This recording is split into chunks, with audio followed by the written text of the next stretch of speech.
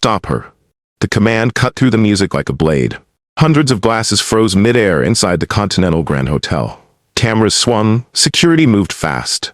Security surged, but the billionaire Roosevelt was faster.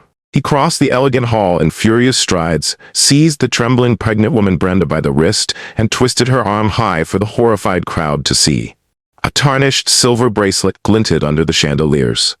"This woman," he declared firmly, the words ringing out like a loud alarm, "is wearing something that was taken without permission. She came here tonight to ruin everything I've worked hard to build." The crowd gasped. Live streams exploded.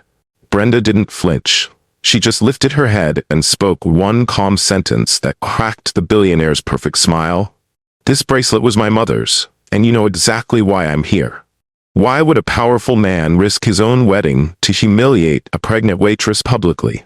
And what debt was truly being paid tonight?" The morning light streaming into Brenda's small apartment in Lagos felt less like a new day, and more like a reminder of her daily struggles. At 28, Brenda moved around like someone who had run out of energy. Once full of energy and dreams, she had been a fashion design student, eager to make her mark in Lagos with her own stylish boutique. Now she felt weighed down by constant pain and the stress of managing her dwindling finances. Her workspace was a worn-out desk by a window, overlooking a busy street filled with tricycles.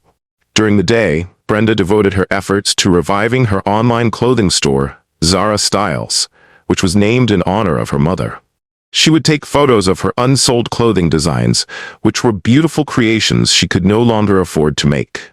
After uploading the pictures online, she waited and hoped for notifications, but they never seemed to come. Brenda is 6 months pregnant. The father is no longer around. He feels like a forgotten memory. She is facing this new reality alone, and her pride is the biggest burden she carries. To Brenda, silence equaled survival. You never asked for help, because speaking up only invited scrutiny, judgment, or worse, pity. You absorbed the pain, and you kept moving. Brenda's strongest connection to her lost, vibrant life was the Zara Center. It wasn't an impressive building, but a cultural hub that her late mother, Madame Zara, had carefully built.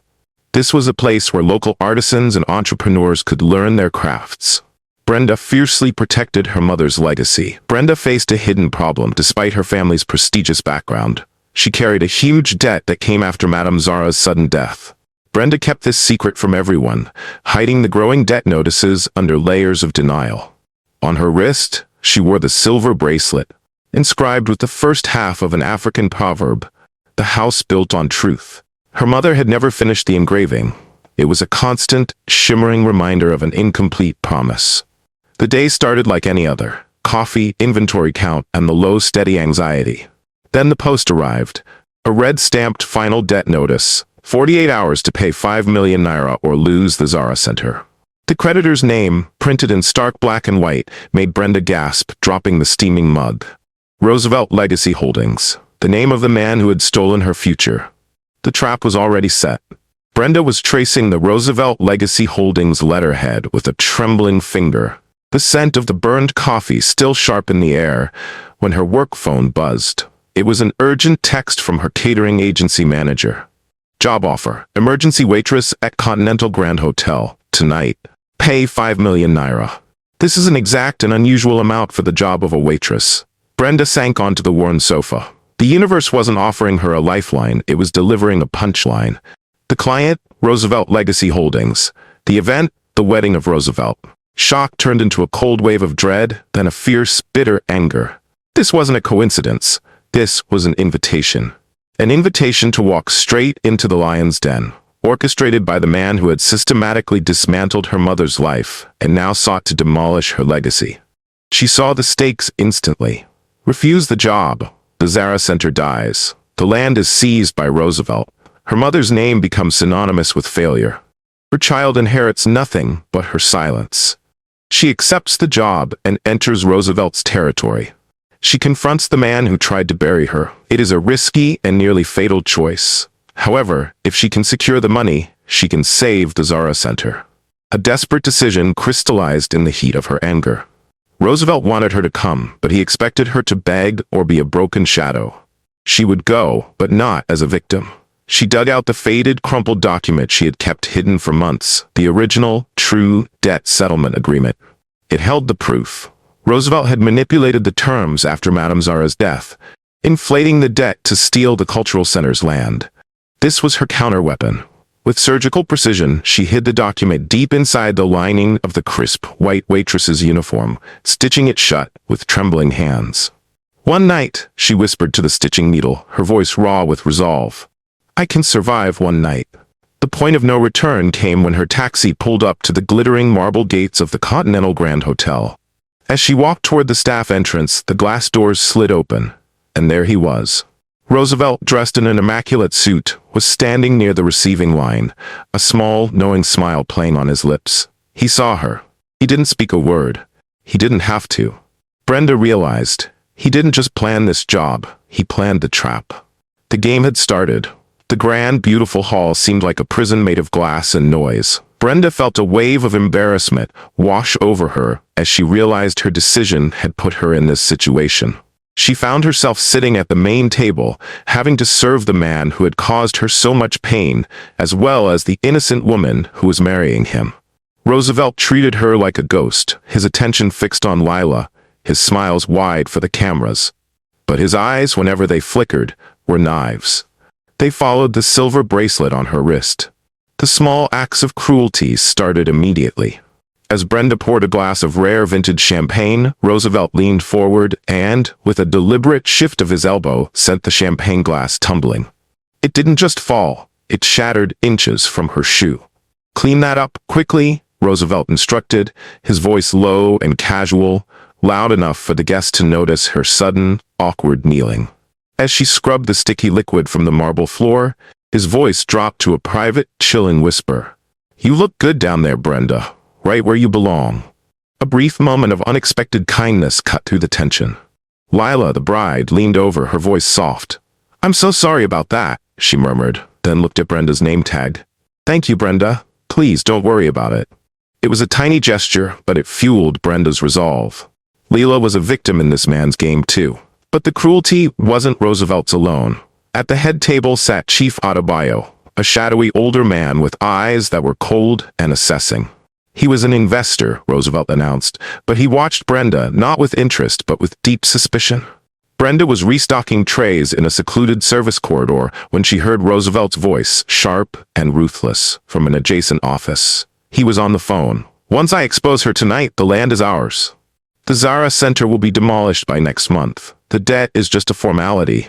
It's the legacy I want gone. Brenda froze, the trays slipping in her numb hands. Her fear curdled into absolute rage. This wasn't about money. Roosevelt wasn't just looking for a way to settle the debt. He aimed to wipe out her mother, her past, and everything that the Zara Center represented. The real danger wasn't just about money. It was about her very identity and existence. Just then, Raymond, a young waiter she'd been working with, touched her arm. Be careful, he warned, his eyes darting to the office door. That man is dangerous. I hear things about his deals, things that make the glass breaking look like a joke. Just get the money and leave. Brenda simply clutched the secret document stitched into her uniform. Leaving was no longer an option. She had to stay and fight the executioner. The psychological warfare began.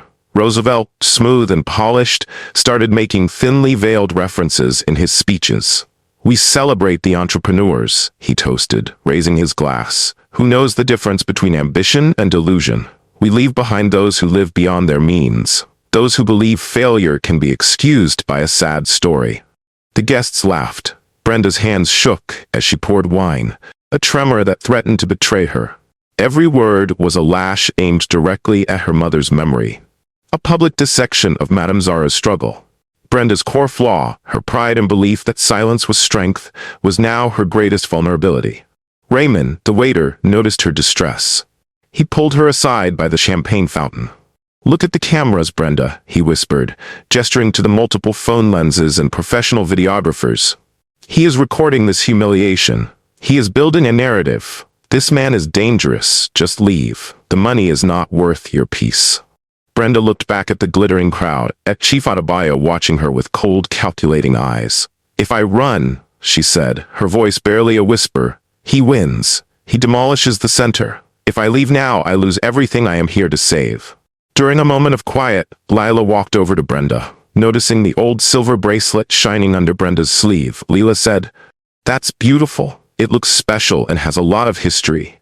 Roosevelt watched this happen, and his smile quickly faded. His jaw clenched, showing that he felt Brenda had crossed a line by connecting with something from his new life. Later, Roosevelt found her in a quiet hallway away from the loud party, where the sounds were just a distant murmur. He dropped any act he was putting on. "You really thought you could sneak in here? You thought you could make me feel guilty with your mother's cheap jewelry?" His voice dripped with anger. "I built my success on her mistakes, and tonight, everyone will see that it was her weakness, not my cleverness." He moved closer, speaking in a tone that felt disturbingly personal. "And that baby you're expecting?" He let the words linger. "What kind of life can you provide for that child?" "Nothing, because you are nothing. You're just a ghost from a debt collector's past." Brenda stood rigid, but his words about her child were a breaking point. Suddenly, Roosevelt straightened, a triumphant look replacing the malice. He checked his diamond-encrusted watch and adjusted his cufflinks. "It's time for the final toast." He strode back into the large, elegant hall, grabbed the microphone, and the music cut out instantly. "Ladies and gentlemen, I'd like to invite someone special to join me on stage. Someone who represents a lesson in humility, a lesson in truth." He paused, letting the suspense build as every eye in the room sought the mystery guest. Then he spoke her name, sharp and clear. "Brenda, come and join the celebration." The sound of his voice calling her name was the sound of the ultimate betrayal. She was trapped. The walk to the stage was the longest journey of Brenda's life. 1,000 eyes, 1,000 flashlights. This was the public execution Roosevelt had planned. Her lowest moment. She stood next to him, the lights blinding, the microphone hovering. Roosevelt's smile was the embodiment of victory. He began his performance, a polished speech about rising from humble beginnings and the necessary sacrifices one must make to reach the top. "This woman," he said, gesturing widely toward Brenda, "is a reminder of my past. Her mother was deeply indebted to my family. When she couldn't repay the debt, she fled. Now on my wedding day, her daughter shows up wearing jewelry that doesn't belong to her, trying to make me feel guilty." He grabbed Brenda's wrist, his grip cruel and tight, and held up the silver bracelet for the cameras. "This cheap little trinket," he spat, "was collateral on a massive loan. She has no right to wear it. It belongs to me." The crowd gasped. The live streams went wild with comments. The emotional explosion was total. "My mother didn't steal from you." Brenda's voice cracked, raw with years of suppressed pain, the words barely audible over the sudden murmur of the guests. "You stole from her. You used her." Roosevelt merely chuckled, a dry, dismissive sound. "Ah, the predictable lie." He snapped his fingers. A devastating revelation. The giant screen projected a crisp, professional debt document. It showed Madame Zara, Brenda's mother, defaulting on a colossal 10 million naira loan. Chief Adebayo, a mysterious investor, stood up, adding a sense of importance to his words. "I was the first person to put money into this," he said confidently. "The woman didn't keep her promise. Mr. Roosevelt is just trying to get back the money his family lost." Overwhelmed, seeing her mother's reputation destroyed, her own dignity shredded, Brenda made the irreversible mistake. In a panic, she lunged for the microphone to scream the truth. But Roosevelt was faster. He wrenched the microphone away. "Security!" Roosevelt shouted, his polished mask cracking into pure villainy. "Remove this criminal trespasser now." Brenda felt the rough hands of security guards seize her arms. She was being dragged away, humiliated, defeated, her life crashing down in front of the entire elite of Lagos. She closed her eyes, clutching the truth hidden in her uniform, knowing she had failed. Brenda was seconds from being dragged out, the noise of the wedding a deafening sound of her defeat, when a voice, sharp as a whip, cut through the chaos. "Stop. I have something to say." The room froze. Even Roosevelt, basking in his moment of villainous victory, hesitated. Rising from a VIP table was Madame Felicia, a legend, a billionaire philanthropist, a political power broker, a woman whose influence stretched across the continent. When Madame Felicia spoke, the world listened. She walked slowly, regally toward the podium, dismissing Roosevelt with a single contemptuous look. She took the microphone. Roosevelt's story, Madame Felicia announced, her voice calm and absolute, is a lie. I should know. I funded his very first business. The revelation landed like a bomb. She didn't stop there. With a wave of her hand, the forged debt document on the screen vanished, replaced by Madame Felicia's own authenticated files. The evidence. First, there was a signed partnership agreement. This document proved that Madame Zara was not just some borrower who failed to repay a loan. She was actually the original designer and co-owner of the fashion brand that Roosevelt had falsely claimed to have created by himself. Second, there were bank records that clearly showed a series of money transfers. These records revealed that Roosevelt had been stealing money over time and had even used threats of legal action to push Madame Zara out of the business, taking her designs and ideas along with him. The large, elegant hall erupted in noise, a volatile mix of gasps, angry whispers, and the clicking of phones. Investors, realizing their money was tied to a fraud, started pulling out their phones, their faces pale with panic. Madame Felicia turned her gaze, warm and protective, toward Brenda. Your mother came to me before she died. She knew what he did.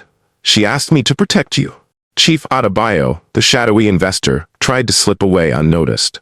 But suddenly, two of Madame Felicia's personal security detail blocked his path. He wasn't going anywhere.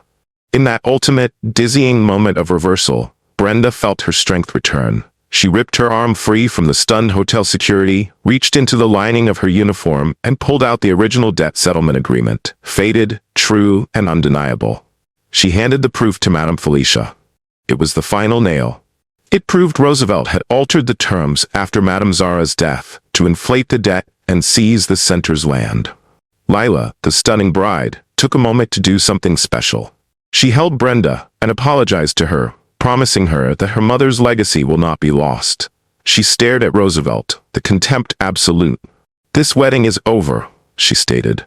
Roosevelt stood alone on the stage, his empire crumbling in the time it took for a single truth to be spoken. What terrifying consequences would now fall on the man who had lost everything in the span of 5 minutes? The silence that followed Lila's declaration was more devastating than any shout. Then, the dam broke. The large, elegant hall erupted in chaos. The guests, yesterday's allies, were now scrambling for the exits. Live streams, the very tool Roosevelt used for his vanity, were now broadcasting his disgrace, going viral in real time. The image of the forged document and the true partnership agreement side by side was already searing itself into the history of the Lagos business scandal. Roosevelt stood alone, motionless, the epitome of a man whose world had dissolved into thin air. His impeccable suit and diamond cufflinks suddenly looked like a cheap costume. The fallout was swift and harsh. Investors, angry over the revelation of fraud that put their money at risk, quickly withdrew their funding from Roosevelt Legacy Holdings right away. Lila's father, a powerful figure, went directly to Roosevelt's disgraced backer, Chief Adebayo, and made a public announcement, loud enough for reporters to hear, that their partnership was officially over. Then, the final, chilling touch, the flashing blue and red lights of official cars pulled up outside the Continental Grand Hotel. Authorities, alerted by Madame Felicia's evidence, were arriving to investigate the fraud. Roosevelt finally tried to speak, to salvage some remnant of his life, but no one was listening. He was screaming into a void. Brenda, her waitress uniform crumpled but her head held high, walked past the stage. She didn't look at him. She didn't need to. His fall was complete. Her silence now was one of dignity, not fear. In the quiet of a back hallway, Mr. Ademola, Lila's wedding planner, stopped Brenda. He handed her a plain white envelope, thick with cash. This is from Lila's father, he said gently. The full $5 million, not as a salary, but as compensation for honest work. He said it's time your house was built on truth. Madame Felicia joined them, wrapping a warm, strong arm around Brenda's shoulder. Go home, my dear, she instructed. The fight is over. Your mother would be so proud. Brenda clutched the envelope, the silver bracelet glinting on her wrist. The house built on lies had fallen.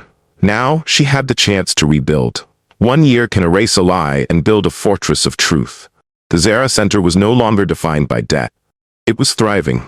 Thanks to the seed money from Lila's father and the strategic partnership with Madame Felicia's foundation, it had transformed into a dynamic business academy for women entrepreneurs.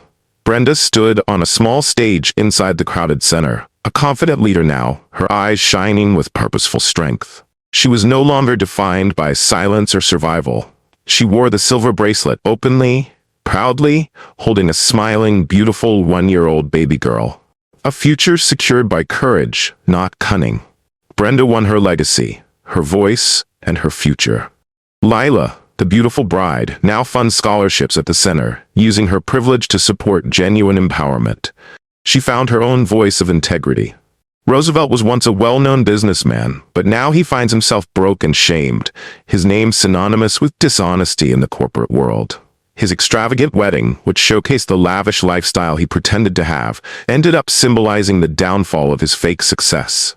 Nowadays, he has faded from people's memory. The house built on stolen work had collapsed, just as all lies eventually do. Brenda looked out at the room full of hopeful women, and then directly into the camera. She touched the silver bracelet on her wrist. My mother used to say something that I never fully understood until the wind blew on Roosevelt's empire. It's a powerful African proverb. She paused, letting the weight of the moment settle. The house built on lies will fall with the wind of truth. Roosevelt built his house on my mother's stolen labor. But she gestured around the thriving center, we build on something stronger. Honest work, shared truth, and the courage to speak up when everything tells you to be silent. Her final question hung in the air, haunting and personal. What are you building your life on? And when the wind comes, will your house stand? What lesson did you take away from this story? Drop it in the comments below, and don't forget to subscribe for more amazing stories with moral lessons.